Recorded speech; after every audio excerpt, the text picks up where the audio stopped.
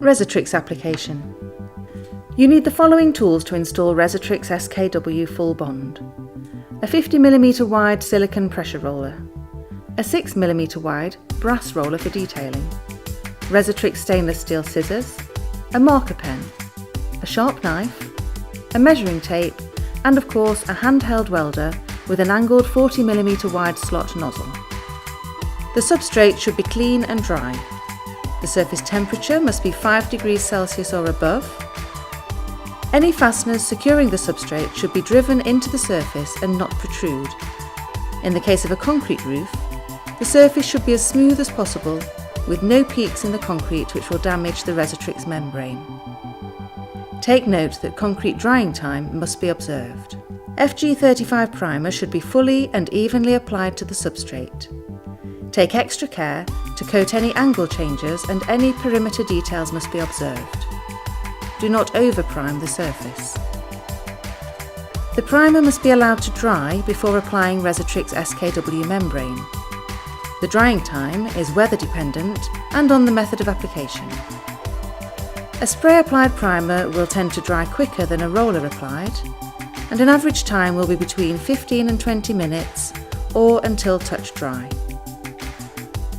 The RESITRIX membrane should be rolled over the primer, leaving the release film on the roll.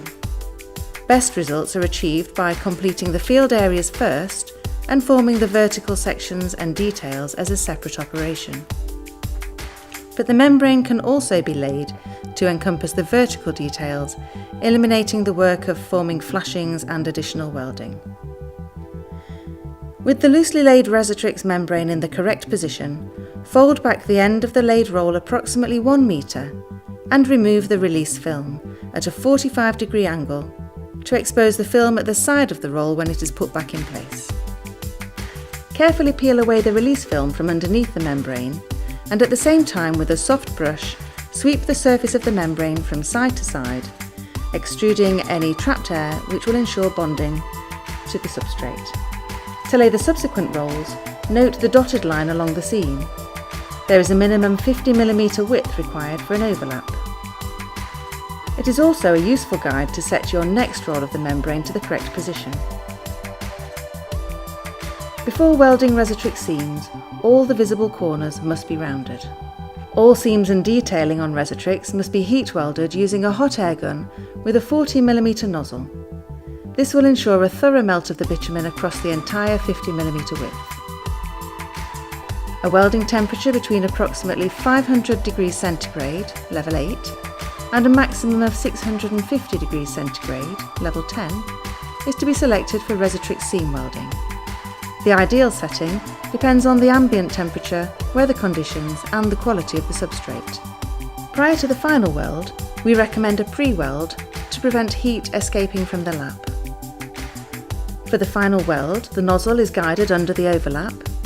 You should wait briefly until the bitumen starts to melt.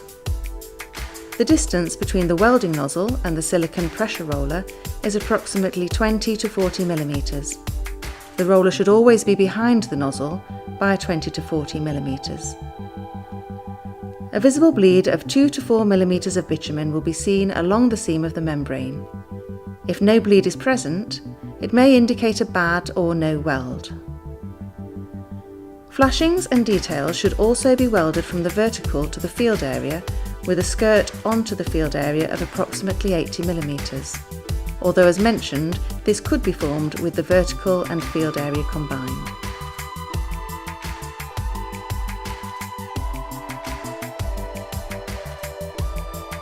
Internal corners can also be formed combined with the field area without any welding.